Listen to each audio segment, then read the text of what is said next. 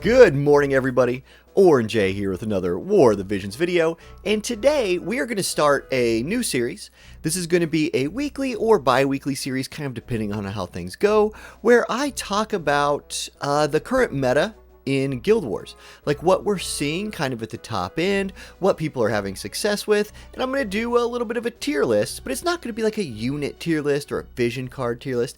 It's going to be more of a team-based tier list, where I'm going to take 2 or 3 units and say we're seeing a lot of this, and it's strong, or we're seeing a lot of this, and it's kind of not strong, etc. You'll see what it's all about. Let's just get into it. And let's get started with one of the most prevalent ones in the game, the Dark Brothers. So here you're seeing, on the left there, that's Kayn and Dwayne. They have been the core of a really, really strong Guild Wars team for a long time now. It feels like the Kayn meta arrived a long time ago, and we've just been living in that world. Now with Sakura and things coming out, it's gotten a little bit weaker. It's not as dominating as it used to be, but it is still a super flexible duo. And the duo, I mean, is Dwayne and Kayn, because Dwayne is a very high damage bruiser slash can be built as a full tank that generates hate passively, and he can cover for Kayn really well while backing him up with a lot of damage. These two, combined with like a calculator, have been a devastating combo in Guild Wars for a really long time. Now, not maybe the highest tier anymore because they've been knocked down a peg by Sakura, but you can gear them into almost any comp. You throw the right equipment on these two, you can make them very resistant to missile. You can make them very resistant to pierce, which are very prevalent other comps in the meta. So you're seeing the like super flexibility with these guys. And Kayn can be like, you can plug him in different places on the map, and based on that he can really mess with the other team. You see a lot of slot 1 Kayns that will maybe like wear his own TMR and just go right at the enemy, putting this flank on them, and it messes up with the enemy's AI because they're charging forward at Dwayne. Here's Kayn coming around the side, just hitting his AoE abilities on multiple people and wrecking them. Slot 1 Kayn on this current map has been a staple, right? I bet if you play Guild Wars, I bet you've seen plenty of slot 1 Kayn.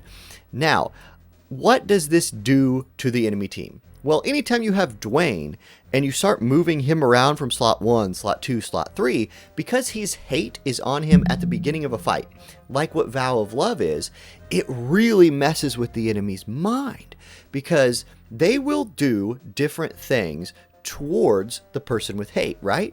So Dwayne just being on the map in different spots will mess up the enemy team's thinking. One thing with Guild Wars when you're on defense is you want to be you want to make the enemy team unreliable, right? Make them do things that they didn't plan on doing. I'm going to have a whole video coming out about Guild Wars defense later this week. But just know that Dwayne is a great character for messing with the AI's head. Not that it takes a lot. The AI's kind of dumb. Please, let's get a Gambit system someday. How freaking cool would that be? That's an aside. Anyway, know that Dwayne, really good at that. So, let's see, what else is there to say about this? Not a whole lot, right? I think that's it. You've probably either used or experienced this comp a ton of times, so I don't need to say too much about them. But where are we going to throw them on this list? Well, I'm going to throw them in the S rank, right? I would say before Sakura came out, they were in that SS rank. You could just run Men in Black back in the day and have these two plus Super Stern, and you did so much damage that who cares who you fought? You just walked out there and said, die. And you can still run these two with Super Stern. Or you can run them with Little Leela, you can run them with Ildira. Heck, you could kind of run them with Ayaka, although Ayaka not as good as the calculators, I would say. And I think the best person to run these two with is a calculator, specifically Little Leela, who I think is still probably the best support in the game.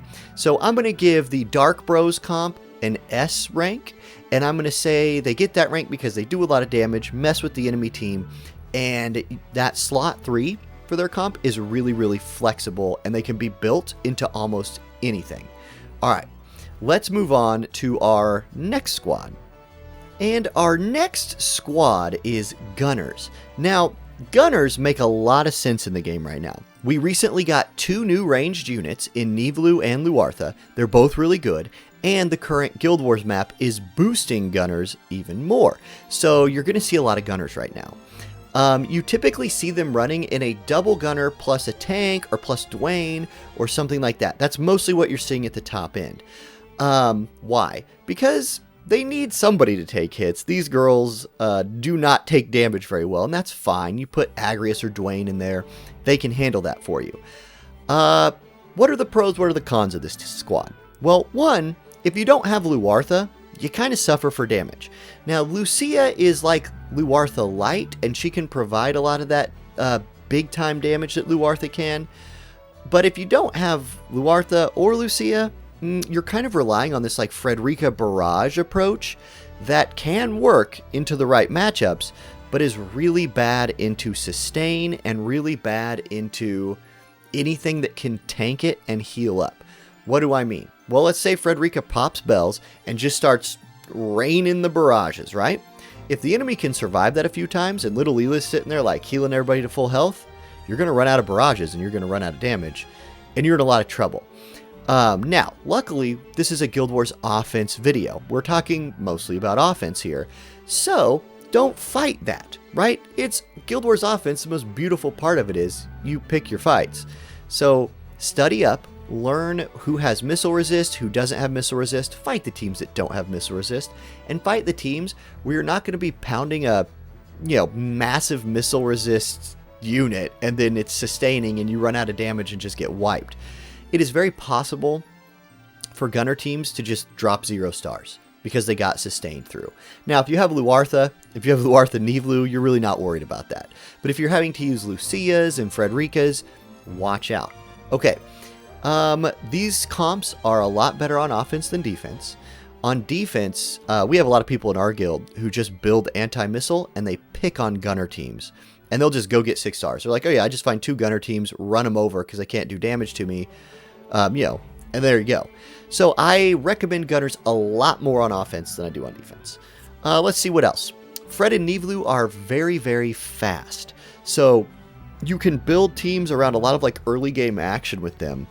But one thing with niv'lu I want to mention is watch out for her dispelling hate.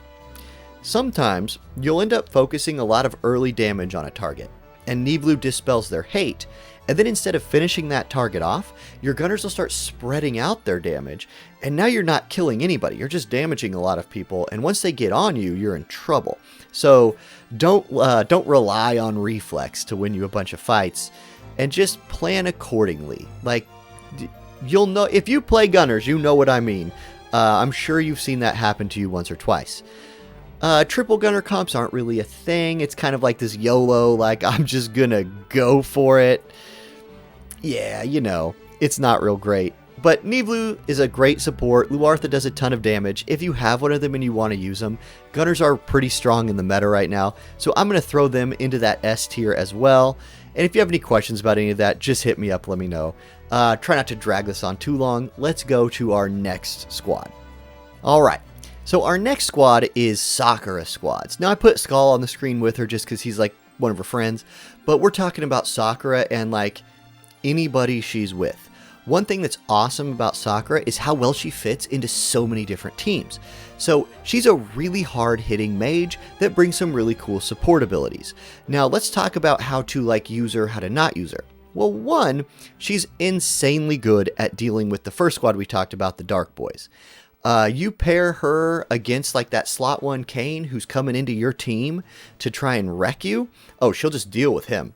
She can remove his re-raise. She'll one-shot him with almost any of her moves. Now, that can be a problem because sometimes the AI will choose to one-shot him with her instant cast Light Blade ability instead of her abilities that remove re-raise, which gives Kayn a whole nother turn, and that can cause issues.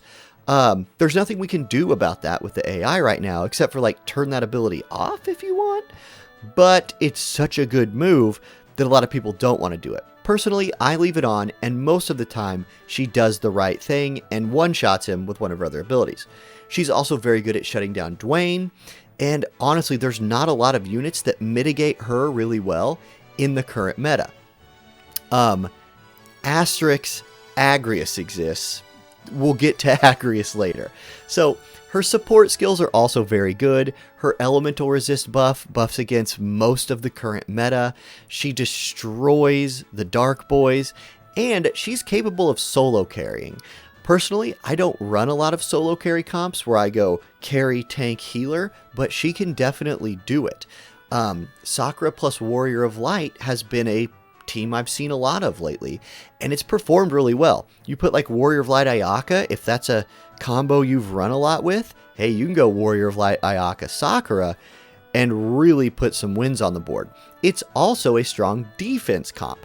The defense video is coming later, but that comp's good as a generic I can beat a lot of things comp. So she's really versatile. Just like the Dark Boys, who fit well with any one other unit, Sakura fits well with like any two other units. Not any two. I mean, don't put Mashiri in her group. Ew. Anyway, let's see. Sometimes she'll run out of AP.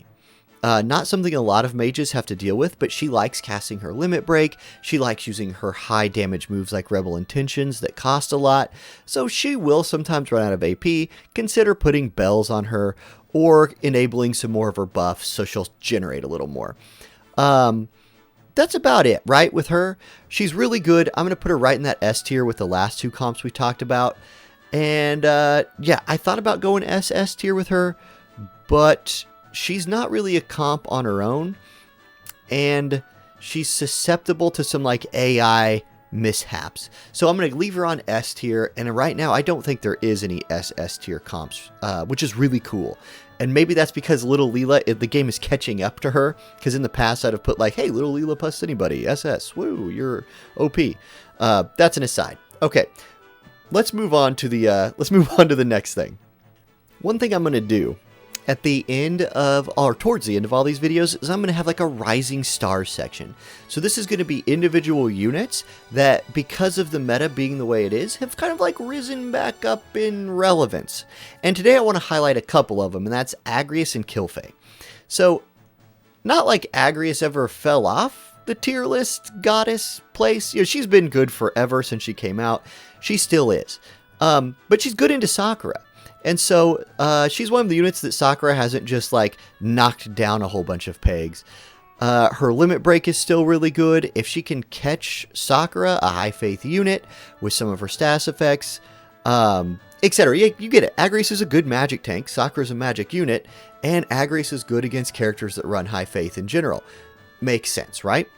Another unit I want to bring up here is Killfay. Now, Killfay would have been on this segment weeks ago, because of how well she deals with Kayn and like a Dark Boys heavy physical meta environment, right?